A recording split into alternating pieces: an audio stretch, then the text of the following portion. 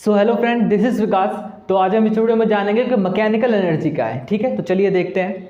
देखिए, mechanical energy होता है जो आपने प्रीवियस वीडियो में देखा था, पोटेंशियल एनर्जी और आपका काइनेटिक एनर्जी को सम कर देते हैं तो उसका मैकेनिकल एनर्जी बोलते हैं। ठीक है, मतलब आप पोटेंशियल एनर्जी और काइनेटिक एनर्जी को जोड़ दो। ओके, तो पोटेंशियल एनर्जी होता क्या है, उसका मतलब बेसिकली फॉर्मूला mgh होता है, राइट। तो मैकेनिकल एनर्जी आप कह सकते हो is equal to mgh plus kinetic energy. Kinetic energy का फॉर्मूला होता है हाफ mv²।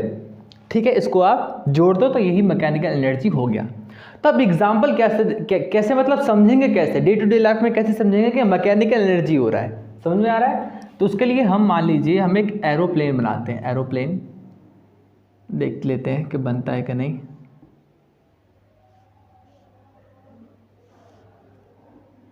ओके, एरोप्लेन बनाते हैं। आई होप कि थोड़ा समझ में आ रहा होगा आपको कि ये एक एरोप्लेन है, समझना ही तो है। ठीक है, ये एक एरोप्लेन है, हमने एक एरोप्लेन बना लिया। अच्छा, ये जो एरोप्लेन है, ये एरोप्लेन आपका, ये मान लो आपका अर्थ है।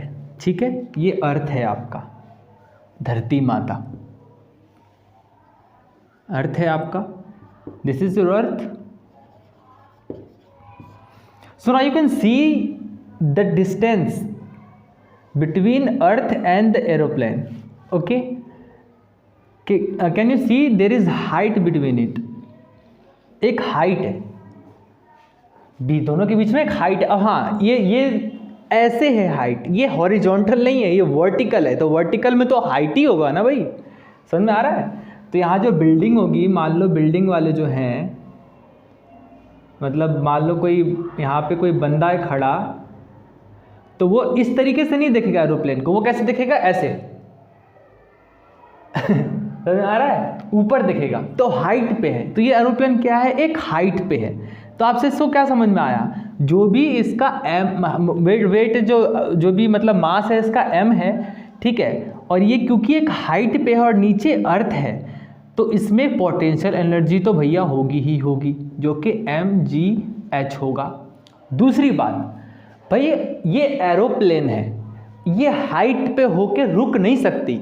मतलब जैसे मैंने बॉल हाथ में पकड़ रखा था, रोक रखा था उसको, अच्छे से समझ में आ रहा है। जो प्रीवियस वीडियो में मैंने क्या दिखाया था कि पोटेंशियल एनर्जी को समझाने के लिए मैंने क्या, बॉल हाथ में पकड़ रखा था या हथौड़ा हैमर हाथ में पकड़ रखा है हमने, उसको हम हिला नहीं रहे हैं। ठीक है, तो वो एक पोटेंशियल एनर्जी। इस तरीके से जो एरोप्लेन है ये मूव कर रही है, क्योंकि एरोप्लेन आसमान में ऐवे नहीं रुक सकती, समझ में आ रहा है। तो ये मूव कर रही है, ठीक है, लेकिन साथ में ये इसका हाइट भी है, तो इसमें पोटेंशियल एनर्जी भी है, और क्योंकि ये मूव कर रही है तो वेलोसिटी भी है।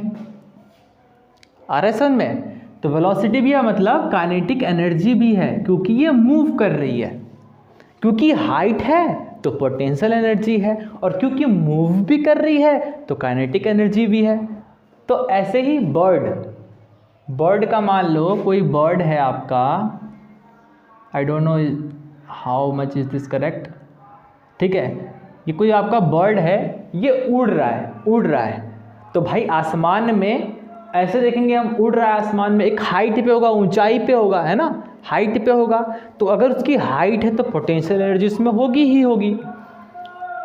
हाइट है तो पोटेंशियल एनर्जी, और क्योंकि वो मूव भी कर रहा है, are you getting a point, क्योंकि वो मूव भी कर रहा है तो उसमें काइनेटिक एनर्जी भी होगी।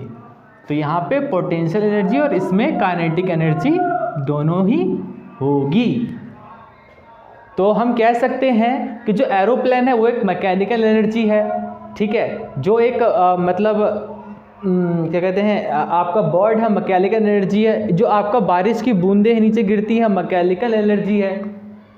समझ में आ रहा है। तो जो चीज़ मूव करते रहे, हवा में कुछ भी उड़ा दो, बस हवा में कुछ भी उड़ा दो या हवा में से कुछ भी गिरा दो, ठीक है, तो पोटेंशियल और मैकेनिकल दोनों आप एनर्जी मान सकते हैं।